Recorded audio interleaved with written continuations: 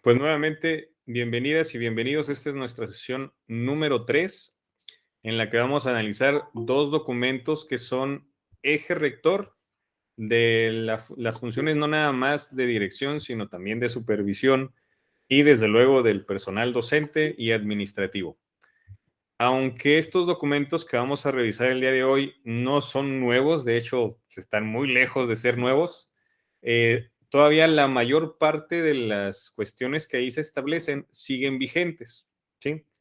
Me imagino que si ustedes tuvieron la oportunidad de leerlos, se habrán dado cuenta que son desde 1970 y algo, 80 y algo, no recuerdo ya el año exacto, pero la verdad es que sí son bastante antiguos, digámoslo así.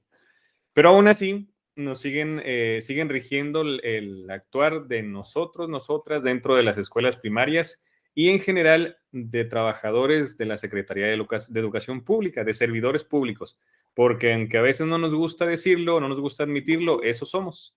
Somos servidores públicos y estamos adscritos a la Secretaría de Educación Pública, ¿sale? Ya más en concreto es a servicios educativos aquí en Chihuahua, y más en concreto las sectores, supervisiones, escuelas y así sucesivamente. Pero en general somos trabajadores de la SEP y somos servidores públicos, ¿sale? Esto se los comento porque van a decir, bueno, pero pues yo no trabajo en la SEP, porque la SEP tiene sus oficinas ya ahorita en Puebla y bueno, andan en ese asunto. No, si somos trabajadores de la Secretaría de Educación Pública. Bueno, el primer documento que vamos a analizar el día de hoy es el Reglamento de las Condiciones Generales de Trabajo del Personal de la Secretaría de Educación Pública. En este caso, digamos que de los dos que vamos a revisar hoy, este es el amplio, por llamarle de alguna forma, que contiene al Acuerdo 96. Este es el más general, que habla de todos los trabajadores y trabajadoras de la SEP, y el Acuerdo 96 es exclusivo de las escuelas primarias adscritas a la Secretaría de Educación Pública, que ahorita vamos a ver cuáles son las características que se requieren para considerarse como una escuela adscrita a la Secretaría de Educación Pública. Bueno, lo primero que vamos a revisar, compañeras y compañeros, bueno, les platico un poquito de la organización. En este caso, como es un reglamento que viene así tal cual, no lo transcribí todas las diapositivas. Extraje solo algunos apartados que consideré que les van a ayudar a ustedes no nada más para el examen, sino para su actuar cotidiano en la práctica docente, directiva o independientemente de la función que ustedes tengan. Por ello, los dividí en capítulos, así como vienen en los documentos. Algunos capítulos los omití. No es que me haya saltado números, sino que los omití porque no corresponden directamente o a nuestra función o no son relevantes para el examen, ¿sí? Por eso la invitación de que además de que analicemos este documento aquí en la sesión, también ustedes se den a la tarea de leerlo completo, porque hay situaciones que no aplican tal vez para el examen, que a lo mejor en este momento no les son relevantes, pero que muy probablemente les van a ser de utilidad a lo largo de su vida laboral. Ahora, el capítulo 1 del primer documento habla de las disposiciones preliminares. Esto quiere decir que nos remite a que es de observancia obligatoria para todos y todas quienes estamos en la Secretaría de Educación Pública.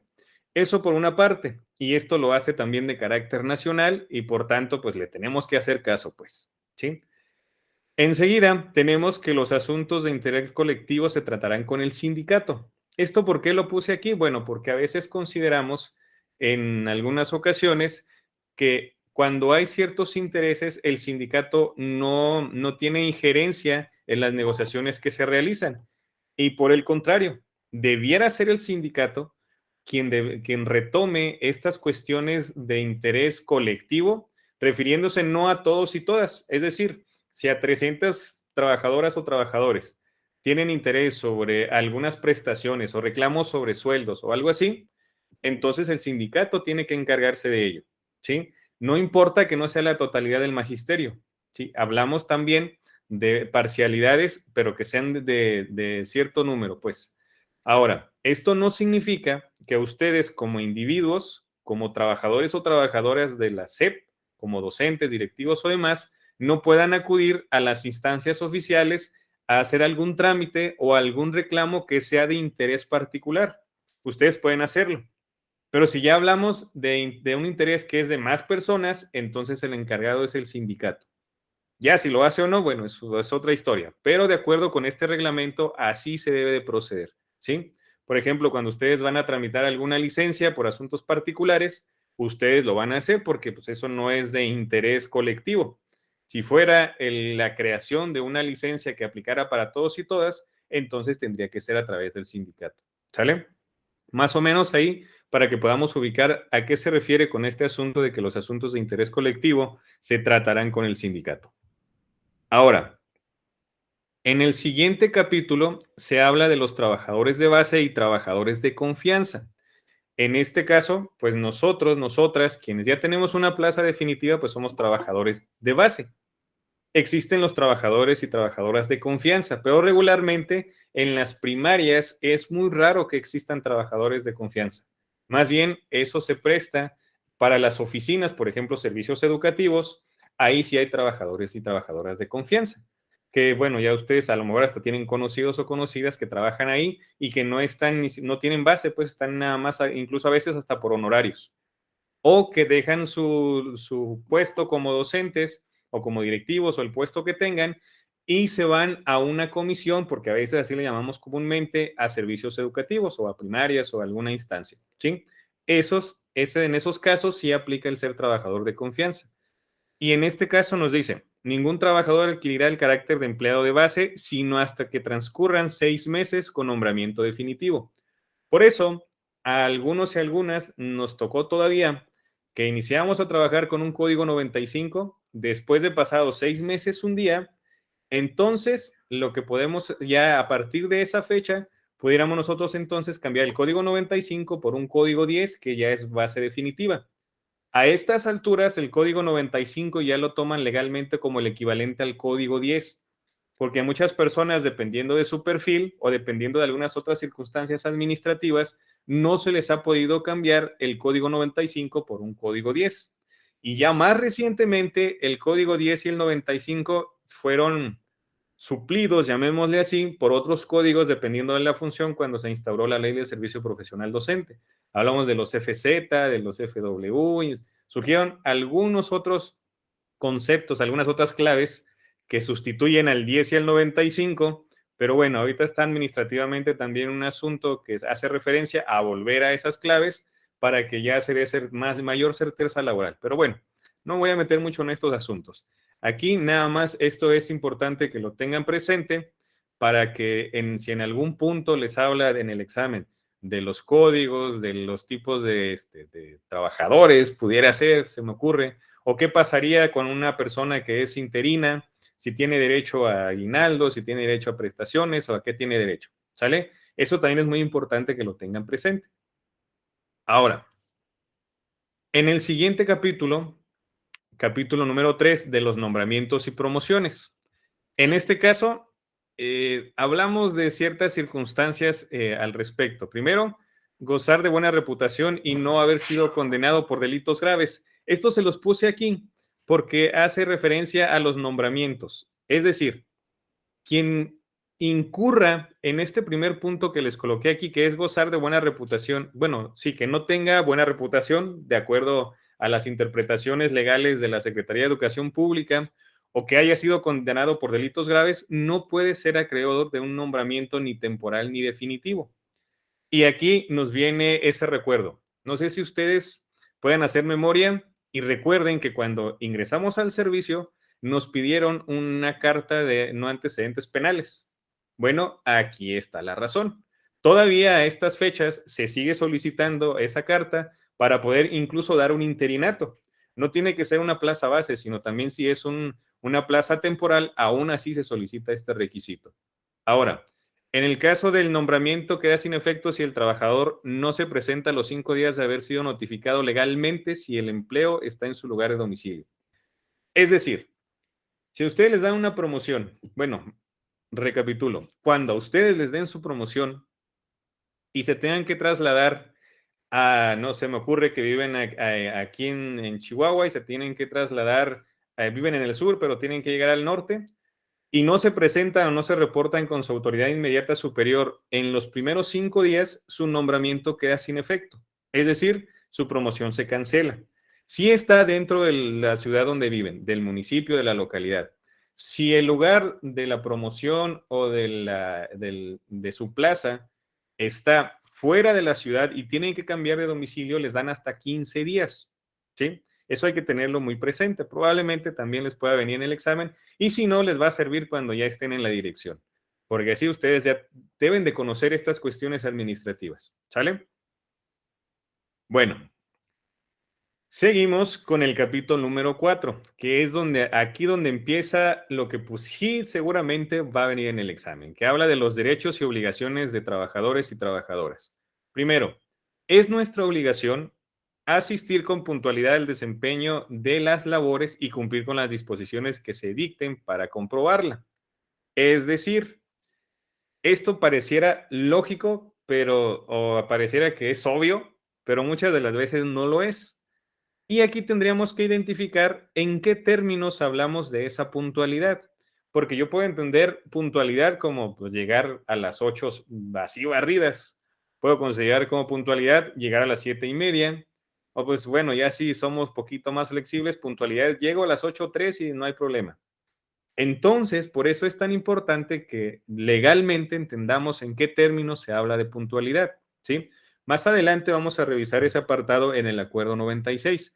Por lo pronto, esto hace referencia a la puntualidad y demostrarlo a partir de su firma al momento de llegar a la escuela, ¿sale? En el libro de entradas y salidas.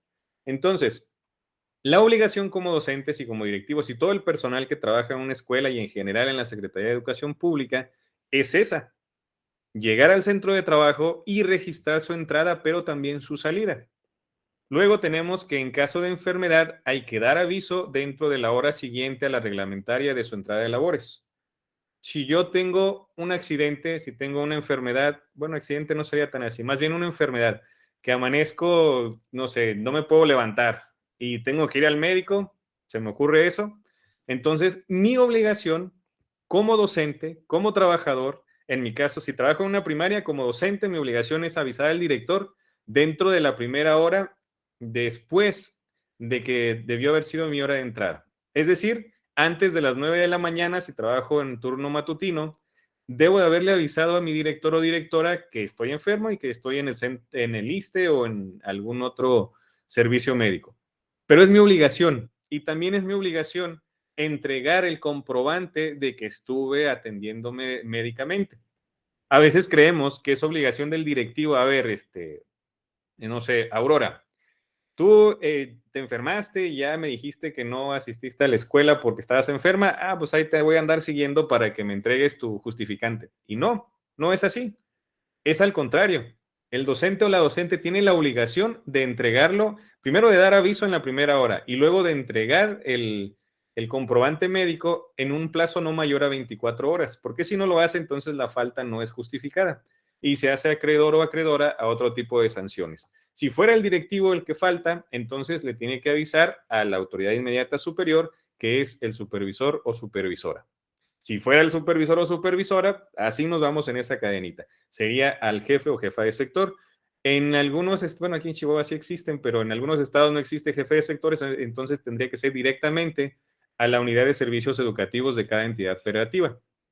Ahora, en el último punto de esta diapositiva se habla de obedecer las órdenes e instrucciones que reciban de sus superiores en asuntos propios del servicio. Una vez cumplidas, expresarán las objeciones que ameriten. Y aquí me voy a detener poquito. Y aquí mucho ojo, compañeros y compañeras. Porque en muchas ocasiones, como se dice comúnmente, nos venden así como que gato por liebre. Nos dicen, es que tú tienes que obedecer las órdenes e instrucciones que recibas y ya después reclamas. A ver, espérame. E incluso hay quien se atreve a decir, es más, si yo te mando a lavar mi carro, tú tienes que obedecer porque el reglamento así dice. Pero eso no es así, o al menos lo es, pero muy parcialmente. ¿Sale? Porque aquí dice muy claro, obedecer las órdenes e instrucciones que reciban, pero en asuntos propios del servicio, es decir, de su función. ¿Sí? Si a ustedes les dicen, a ver, por ejemplo, se me ocurre, regularmente nos dan carrilla con esto a los ATPs. A ver, ATP, prepárame un café, órale, muévele porque me ando como que durmiendo. Entonces, pues me tienes que preparar el café. No aplica porque mi función no es preparar cafés y no tengo que hacerlo y después inconformarme. Abiertamente puedo decir que no y negarme porque esa no es mi función y no incurro en ninguna falta. Lo mismo pasa con docentes, con directivos y demás. Entonces, esto es muy importante que lo tengan presente porque les va a ayudar si son docentes, directivos o la función que tengan, ¿sale? Para que no nos digan de repente, es que tienes que obedecer y luego reclamar. No, no, no. Sí, pero lo que tenga que ver con mi función. Y si no, entonces me puedo negar a hacerlo. Muy bien. En el apartado siguiente, que es el capítulo 5, que habla de las jornadas de trabajo, les decía, está muy sintetizado los capítulos porque no todo es relevante, al menos no para lo que nos atañe en este grupo de estudio, y además porque pues entonces no tendría chiste que leyéramos todo si ustedes lo pueden hacer en su casa. ¿Sale? Dice aquí, cuando se aumentan las horas máximas de trabajo, se retribuirá el salario doble. ¿Sale? Esto suena bastante interesante porque podemos decir, bueno, pero es que yo planeo, son horas extra. Es que yo hago esto otro y es fuera de la escuela, son horas extra, pero legalmente no son consideradas así. En los únicos casos donde no aplica esta situación es en el caso de los conserjes veladores, ya que no será aplicable este artículo. ¿Por qué no es aplicable? Y aquí es muy importante también que lo tengan presente ustedes, ¿sí? Mínimamente para conocerlo y después ya dependerá de ustedes si lo aplican o no. En el caso de intendentes o personal administrativo, como también se le conoce, no tienen un horario específico de salida. Se habla de algunas horas que deben de cubrir en su jornada, pero también se habla de que si ustedes como directores o directoras o quien esté como jefe inmediato superior de intendentes en este caso, pueden llamarlos en el horario que se requiera, obviamente para cubrir una función que corresponda a lo que ellos les toca hacer, o incluso en sábado o domingo o días inhábiles, ¿sí? Honestamente, yo no estoy tan de acuerdo con esto, porque, pues bueno, se me hace un tanto injusto, bastante injusto, pero legalmente, de acuerdo a los lineamientos, eso es válido, ¿sí?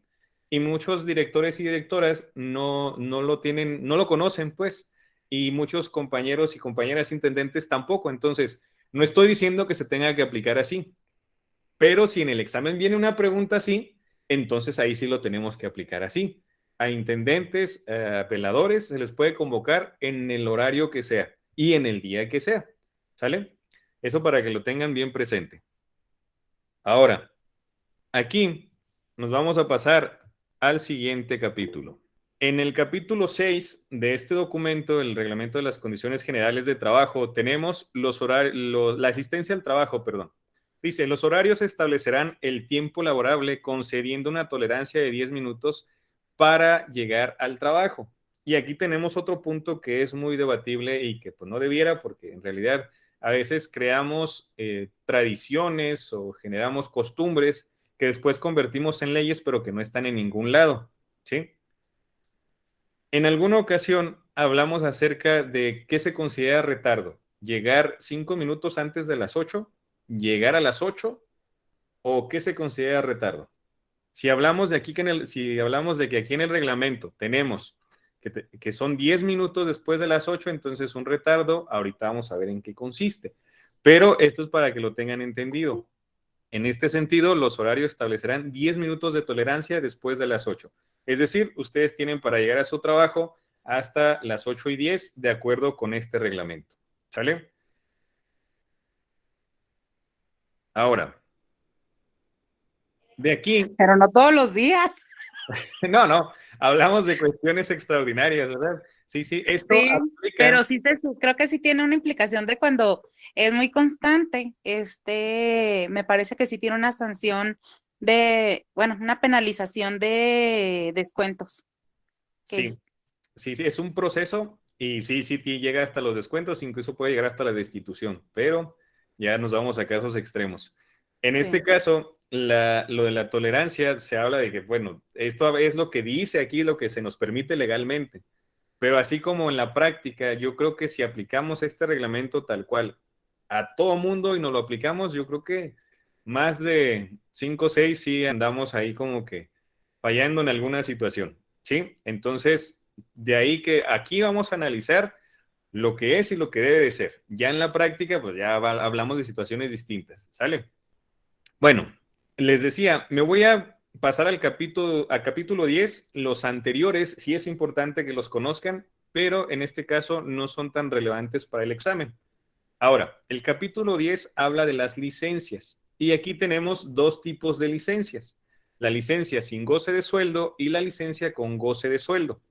En el caso de las que son sin goce de sueldo, hablamos que estas pueden ser lo que básicamente en lo que consisten es en que ustedes se separan de la función que están desempeñando sin perder su plaza para volver en un tiempo determinado. En este caso, hablaríamos de que puede ser para ocupar puestos de confianza, por ejemplo, una comisión en servicios educativos, una comisión en primarias, una comisión en la Secretaría de Educación y Deporte, no sé, se me ocurren muchas cosas. También pueden ser por elección popular. Si Joel se lanza como candidato a presidente municipal de aquí de Chihuahua y gana, entonces puede dejar en pausa su plaza base y puede irse a desempeñar las funciones de la presidencia municipal. Y cuando se termine su gestión, regresa a su plaza de docente. Si es que no agarra otro lugar, como casi nunca pasa, pero a veces así le hacen. Bueno, y también, y sobre todo en esta que sigue, de los puestos sindicales, esa tendríamos que revisarla, ¿sí? En este caso, porque aquí de repente hay ciertas confusiones, ¿sí? En el caso de los puestos sindicales, había un acuerdo anteriormente para que se fueran dejaran su plaza en pausa, pero que le siguieran pagando su plaza y desempeñar el cargo sindical. Eso ya quedó atrás. Sí, ahora sí tienen que solicitar permiso quienes están en el sindicato, dejar en pausa y dejar de percibir sus sueldos para poder ostentar esos cargos sindicales o en su defecto trabajarlo el doble en su plaza y además cubrir allá en el sindicato. En el caso de las licencias ya hablamos de las de puestos de confianza, elección popular, comisiones oficiales y sindicales. Hay otro tipo de licencia que se llama por arreglo de asuntos particulares, ¿sí? Es de 30, 90 y hasta 180 días. En el caso de las licencias que hablamos de hasta 30 días, perdón, aquí ya me confundí. Esto depende de los años que ustedes tengan en el servicio, ¿sale? Si tienen una antigüedad reducida, entonces les van a dar hasta 30 días de permiso. Si tienen hasta 1 hasta 5 años, me parece ahí, ahorita me corrigen ustedes con lo de los años, porque ahí se me pasaron. Entonces hablaríamos de hasta 90 días de permiso. Y si tienen más de 5 años de servicio, entonces son 180 días, ¿de acuerdo? Aquí, esta ley se modificó. Anteriormente, si ustedes pedían, supongamos que tenían derecho a 90 días, pero nada más pedían 60 días, ¿sí? 2 meses, para irse a trabajar a Estados Unidos, que es lo que regularmente a veces se hace. Ah, bueno, pero resulta que les fue muy bien allá en el trabajo y querían pedir, bueno, pues tengo derecho a 90, apenas me gasté de 60, pido otros 30. Antes sí se podía, ahora ya no. Si ustedes tienen derecho a 180 días y resulta que nada más piden 90, no pueden pedir más. Tienen que trabajar un año y después ya pueden pedir otros 180 o los días que necesiten. ¿De acuerdo? Eso para que lo tengan presente por si en alguna ocasión se les ofrece este asunto. Ahora, una vez que piden el permiso, al momento en el que ustedes tienen ese permiso y vuelven al servicio, tienen que hacer un proceso que se llama reanudación de labores. Este proceso es como si ustedes se volvieran a contratar, pero sí les respetan la antigüedad que ya tenían. Y además pierden algunas de las prestaciones dependiendo cuánto tiempo se hayan ido y cuánto tiempo falte. Por ejemplo, el aguinaldo se les va a reducir. En algunas ocasiones no les pagan las primas vacacionales por la fecha en la que regresen. Y eso también está normado. Entonces, para que no les sorprenda si es que en algún momento les llega a pasar. Ahora, vamos con la parte de las licencias con goce de sueldo. Y estas son por enfermedades no profesionales, que ahí no voy a especificar mucho, por arreglo de asuntos particulares, que también tenemos ahí otra cuestión, y el asunto de por cualquier otro motivo hasta por 3 días en 3 ocasiones distintas, separadas al menos por un mes dentro de cada año. ¿Y esto a qué le suena? A los permisos económicos que los conocemos por ese nombre. ¿Sale? Ahora, aquí es muy importante mencionar esto. Puede ser hasta por 3 días, lo que quiere decir que puede ser 1, 2 o 3 días, los días que ustedes quieran. Ahora, en 3 ocasiones distintas, separadas por al menos un mes y dentro de cada año. Ustedes pueden tener hasta 3 permisos económicos cada año. Hasta 3, no pueden ser más, al menos no legalmente, y están sujetos a ciertas circunstancias y condiciones. Por ejemplo, si la escuela es de 6 o 12 grupos, no puede haber más de 2 permisos económicos al mismo tiempo. Y aún así, dependiendo de las características, circunstancias de la escuela, la directora o el director o la autoridad inmediata superior puede negarles ese permiso dependiendo de las circunstancias, ¿sale? Es un derecho, pero no es que nada más ustedes lo piden y listo, ¿sale? Eso lo vamos a ver en otro documento, ya viene más específico de qué se trata este asunto. Muy bien. Ahora vamos con el siguiente, que es el capítulo 14. Y hablamos de las infracciones y recompensas. Ay, se me fue una letra. Primero tenemos los extrañamientos y amonestaciones verbales y escritas, notas malas en la hoja de servicio, pérdida de derecho para percibir sueldos, suspensión de empleo, cargo o comisión, cese de los efectos del nombramiento. Y aquí entra lo que nos platicaba Cristi. Es que también hay muchas cosas que sí, hay muchas sanciones. Si llegamos tarde, recurrentemente nos hacemos acreedores o acreedoras a una nota mala y si acumulamos notas malas, y etcétera, etcétera. ¿Sale? Ahora, aquí tenemos lo siguiente. Cada extrañamiento puede consistir en una llamada de atención, ya sea verbal o escrita, ¿sí? Los extrañamientos los debe hacer la autoridad inmediata superior, ¿sí? Ahora, cuando ustedes junten, que ojalá que no, o cuando un docente X en la vida o un directivo acumula 3 extrañamientos, se hace acreedor o acreedora a una nota mala. Esta nota mala también se queda en su expediente permanentemente. Las notas malas podrán recompensarse o, digamos, anularse, digámoslo así, con notas buenas, pero las notas buenas no se dan, por ejemplo, si ustedes dicen, es que ya hice mi planeación y la entregué puntualmente, no les van a dar una nota buena por eso. Si un directivo dice, es que yo tengo en orden mis documentos y el libro de entrada y salidas está al 100, tampoco les van a dar una nota buena por eso, porque eso es parte de su función. Las notas buenas, que regularmente se conocen como notas laudatorias, se dan por realizar algún servicio extraordinario, ¿vale? Por ejemplo, que aunque aquí es un poquito contradictorio, pero si estamos hablando de una campaña de limpieza y hay que pintar la escuela y todo eso, eso no necesariamente está especificado dentro de sus funciones y es algo extraordinario que no se hace todos los días. Y ustedes se pusieron a pintar la escuela, es más, se dedicaron a dar clases gratuitas de regularización por las tardes ahí en la escuela, con la autorización debida, desde luego. Eso sí se hace acreedora a una nota buena o una nota laudatoria que puede contrarrestar o anular una nota mala. Ahora, pueden preguntarme, oye, pero pues ¿de qué sirven las notas malas o buenas si al final de cuentas ya no nos hace nada? Pues déjenme les digo que sí. Los procesos de la USICAM actualmente todavía contemplan las notas malas en caso de algunos procesos. Y en algún apartado, no recuerdo en cuál convocatoria, sí habla de que para poder participar en algunos procesos no se debe de tener ninguna nota mala. Y en algunos casos también no se debe de estar en algún proceso jurídico que competa a su función. Es decir, si ustedes ya tienen muchas notas malas y ya están en su expediente y les levantaron actas y todo eso por la razón que sea y son justificadas y están en un proceso jurídico, hay ocasiones que incluso no les dejan, primero, solicitar cambio de adscripción, a veces tampoco participar en las convocatorias de promoción, ya sea horizontal o vertical. Entonces, sí afectan todavía estas notas malas, aunque a veces se crea que no. ¿De acuerdo?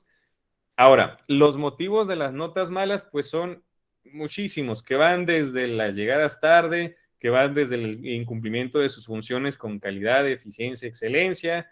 Esos no los voy a enlistar uno por uno porque ahí están en el documento, ¿sí? Entonces, nada más o menos les quería compartir el asunto de cuál es el proceso para esta situación. Hay mecanismos también oficiales y legalmente fundamentados de cómo tienen que ser estas llamadas de atención escritas o verbales. Ahora, vámonos en este caso seguimos con la cuestión de las sanciones. Miren, aquí en este apartado viene algo que también les puede ser de utilidad mucho para el examen pero también para la cuestión de su práctica cotidiana. La tolerancia de 10 minutos que tenemos no debe exceder los 20 minutos para llegar al trabajo, ¿sí? Porque si excede los 10 minutos, entonces nos hacemos acreedores a una nota mala, ¿de acuerdo?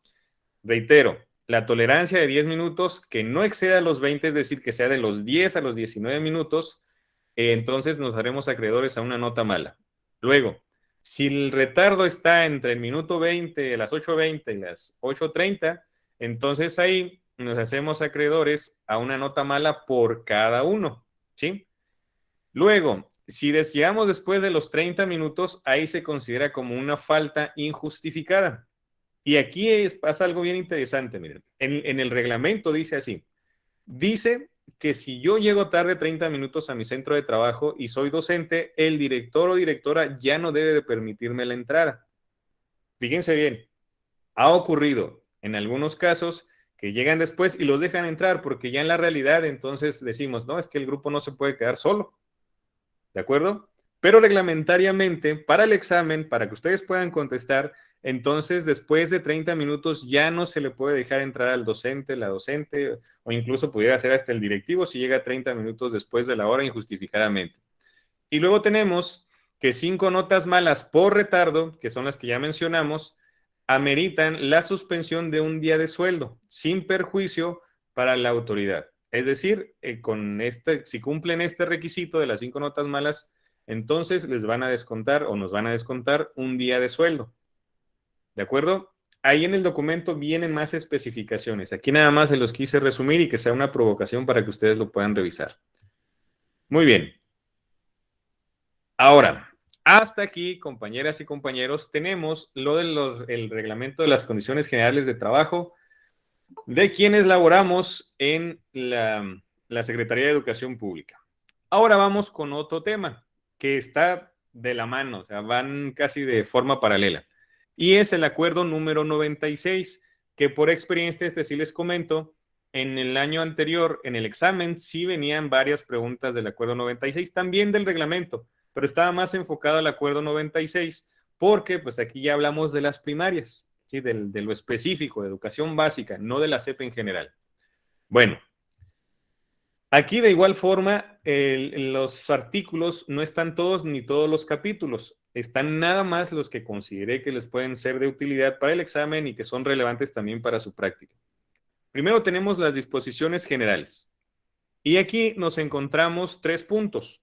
En el primero dice que las escuelas primarias de la SEP están sujetas a este acuerdo número 96. Este acuerdo es el que les decía que ya tiene bastantes añitos que se publicó y sigue vigente.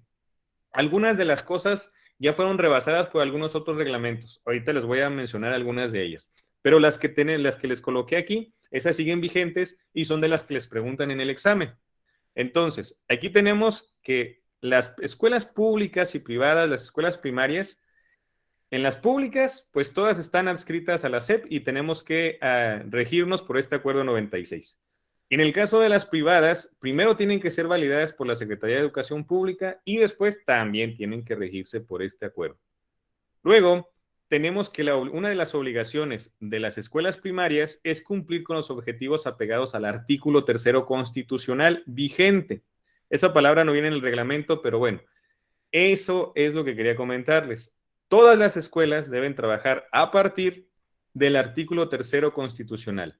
Y si en el artículo 3º constitucional dice que los niños y niñas y adolescentes deben de recibir una educación de excelencia, entonces las escuelas tienen que hacer lo necesario para que niños, niñas y adolescentes reciban una educación de excelencia en los términos que establece la ley que ya hemos revisado y vamos a seguir analizando posteriormente. También menciona aquí que debemos de aplicar el plan y programas de la SEP. Por eso es que las escuelas privadas tienen forzosamente que llevar a cabo este programa, aunque llevan otros, algunos manejan editoriales y les piden libros y compran y demás, pero aún así tienen que llevar a cabo los programas de la SEP, incluso en las escuelas particulares así les llaman. Vamos a trabajar con el libro SEP o con el programa SEP o con lo de la SEP, así le dicen. Entonces, en este caso son los 3 puntos que quería comentarles de las disposiciones generales. Ahora, En el siguiente capítulo, que es el número 2, hablamos de la clasificación de las escuelas primarias, ¿sí?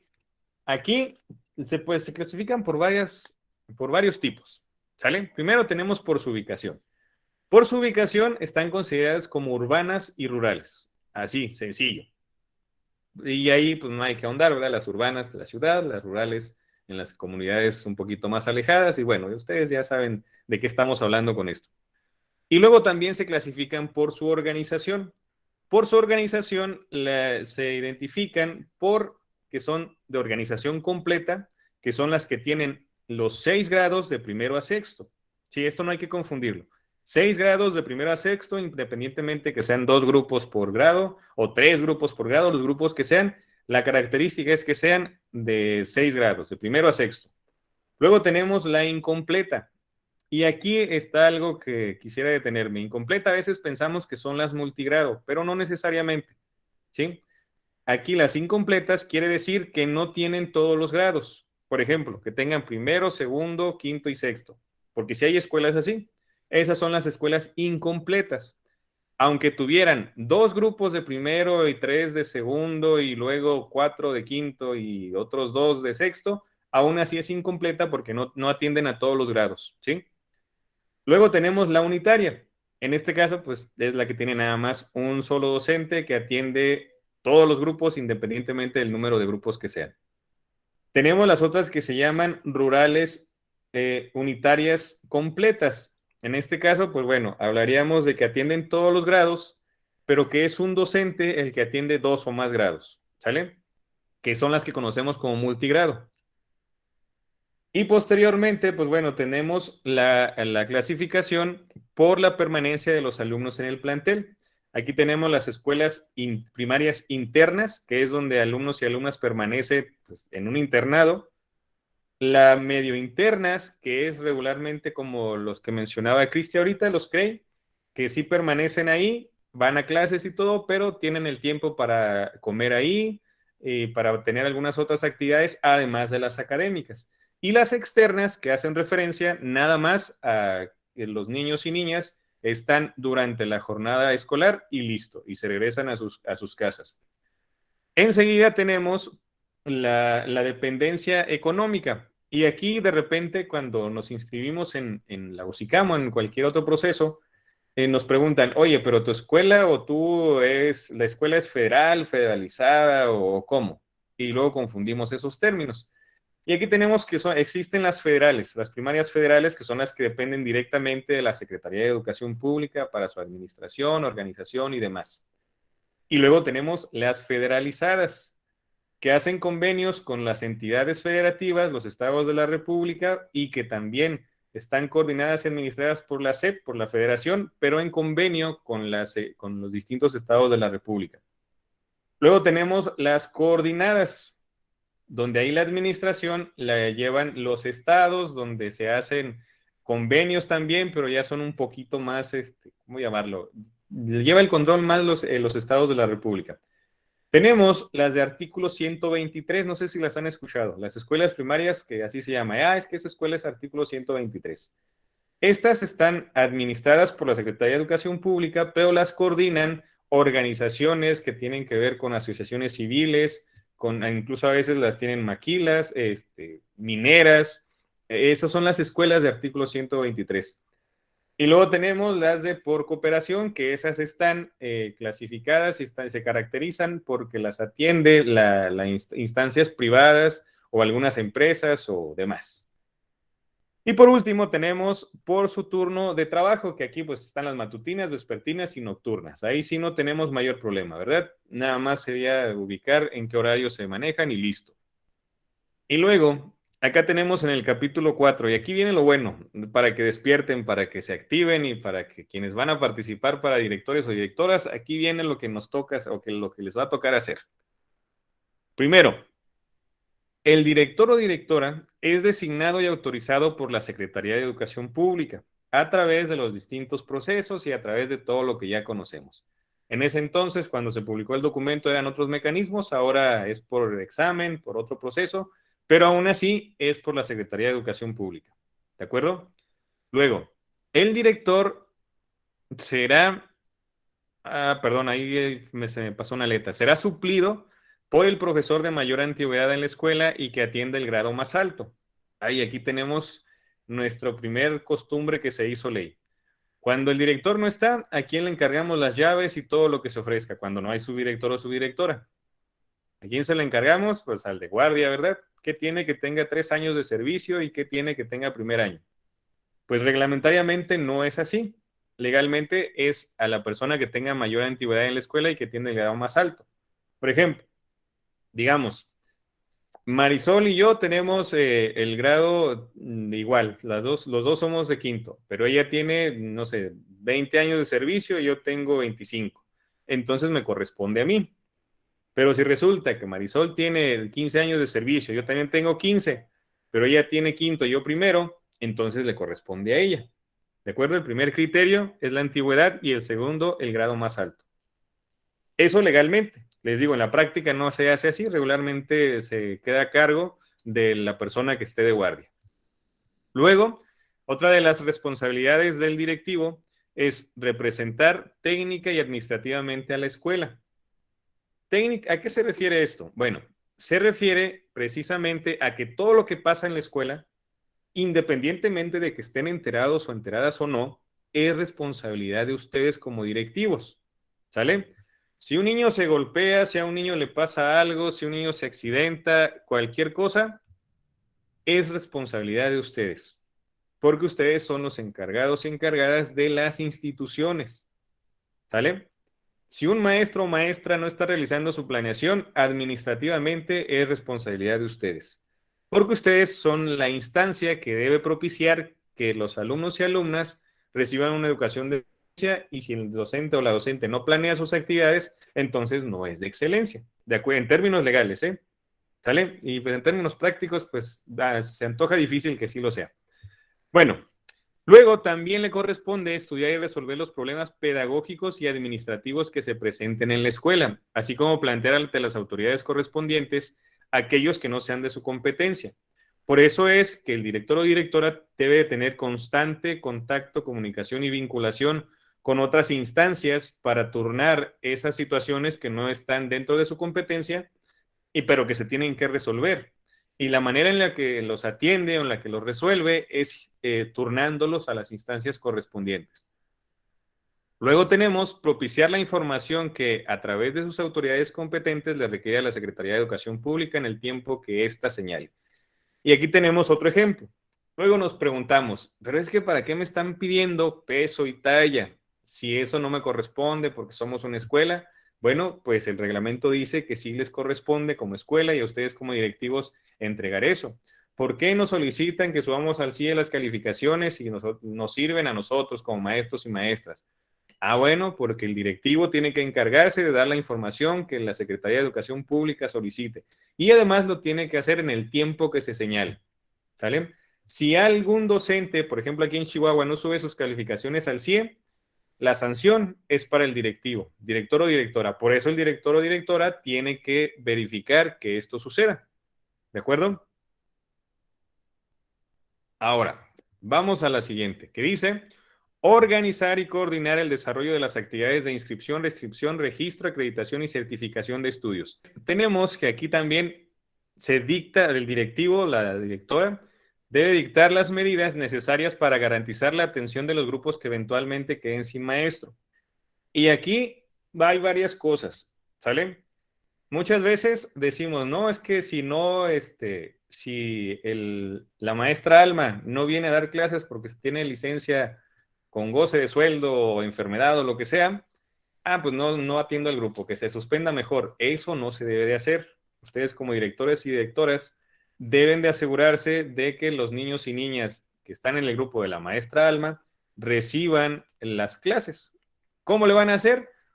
Con el subdirector o subdirectora, atendiendo el grupo de ustedes como directores o directoras, que es lo que regularmente se hace, pero los niños y niñas no deben perder el servicio educativo.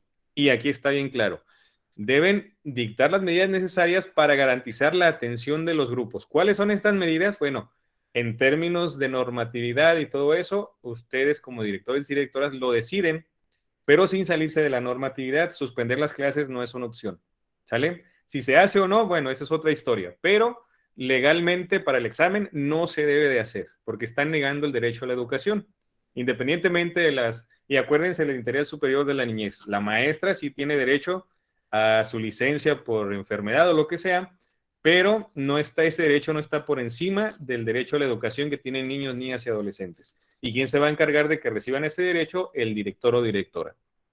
Ahora, convocar a la integración, en su caso, del Consejo Técnico Consultivo de la escuela dentro de los primeros 15 días del inicio del año escolar. Ya no se llama así, se llama Consejo Técnico Escolar y es la fase intensiva. ¿Sale? Esa también es obligación del directivo. Sí sale la guía y si hay fechas y todo, pero quien convoca es el director o directora. Y luego, aquí hay otro punto importante que también pudiera venir en el examen. Abstenerse de abandonar sus labores dentro del plantel, así como de disponer del personal o edificio y equipo escolar para atender ocupaciones particulares. Y aquí está lo que decíamos hace rato. Fíjense, disponer del personal o edificio y equipo escolar para atender ocupaciones particulares. Una ocupación particular puede ser una posada y estamos disponiendo del personal y del edificio y tal vez también del equipo para juntar dinero para hacer nuestra posada. Es un beneficio particular.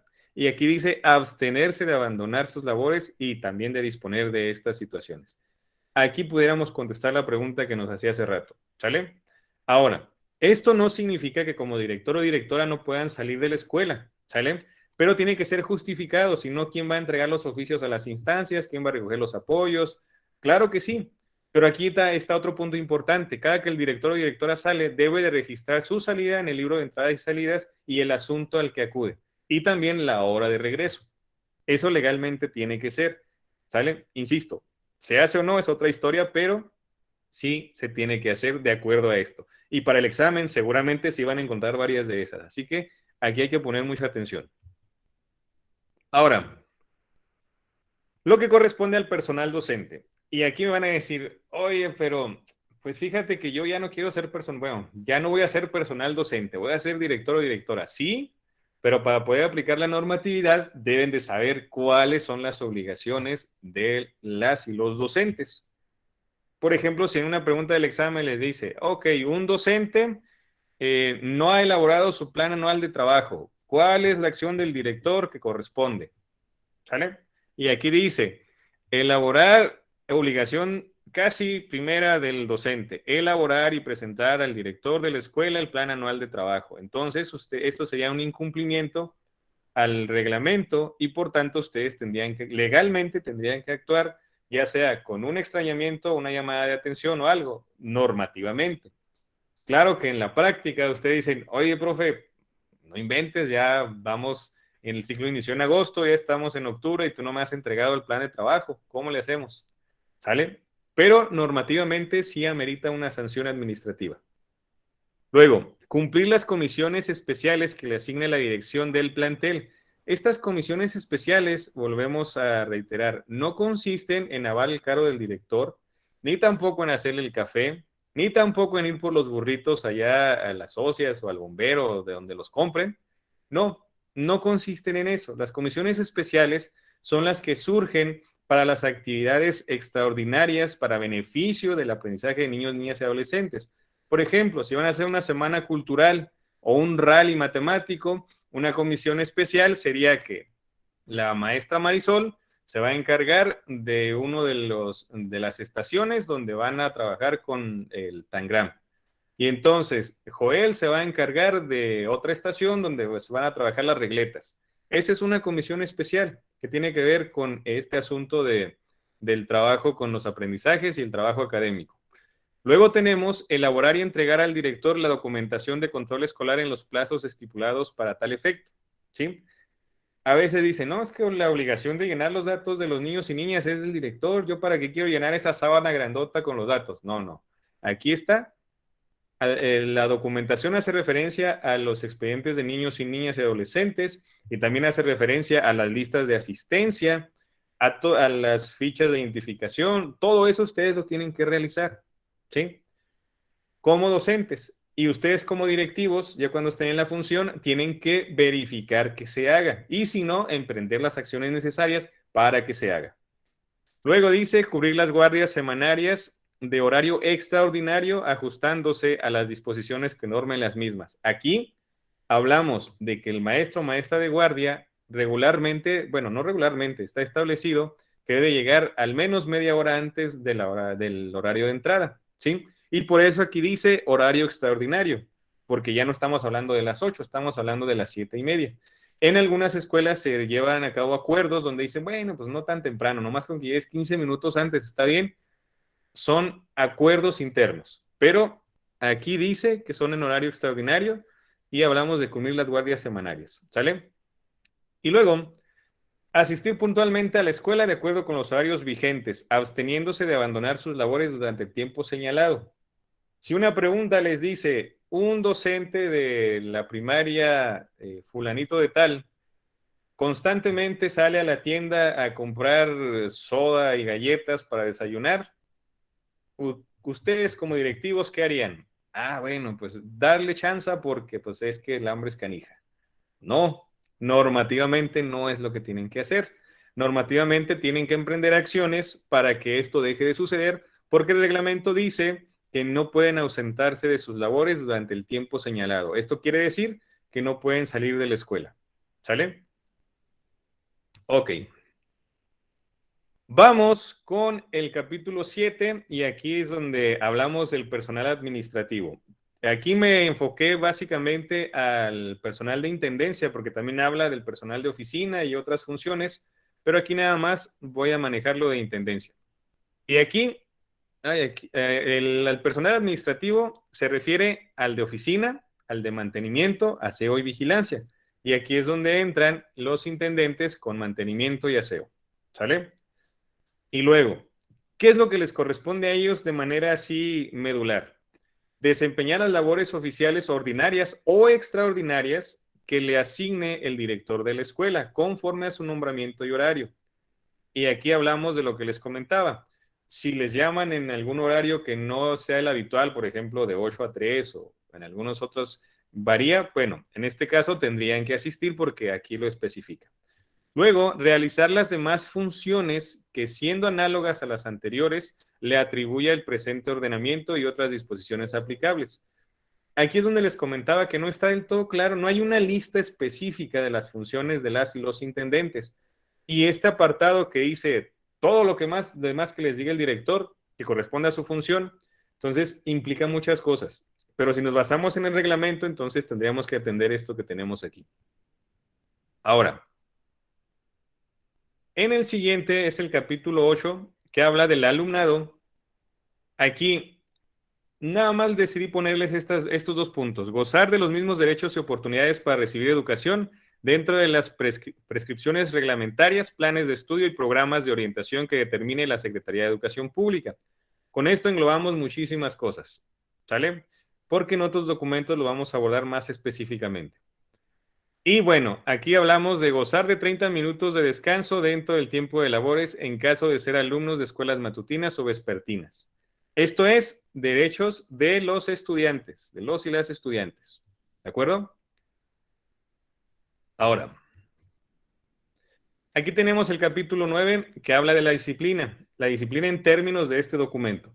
Y dice que hay que el directivo debe impulsar la participación activa de los alumnos en los aspectos funcionales del plantel, además de vigilar y regular la asistencia puntual y regular, perdón, del personal a sus labores. Volvemos a lo mismo. Si ustedes como directores ya se percataron de que hay un docente que llega a las 8:15, 3 días a la semana siempre y no han hecho nada, la sanción administrativa es para ustedes. Ustedes deben de emprender acciones como directores y directoras, ¿sale? Y también, además de emprender acciones, lo deben de comunicar por escrito a las instancias que así lo requieren. Muy bien. Y bueno, aquí ya casi terminamos, ya casi acabamos. Viene lo de la supervisión. Este documento en la parte de la supervisión, la verdad es que no tiene mucho. Maneja nada más 2 puntos específicos y dice que, pues bueno, la labor debe de ser dentro de los planteles de educación primaria y se realizará de conformidad con lo que establezcan las disposiciones dictadas para tal efecto. Y luego las autoridades de cada plantel prestarán la colaboración y apoyo necesario para que se lleven a cabo las funciones de supervisión. Listo, es todo lo que dice este documento. ¿De acuerdo? Y bueno, hasta aquí le vamos a dejar con el tema.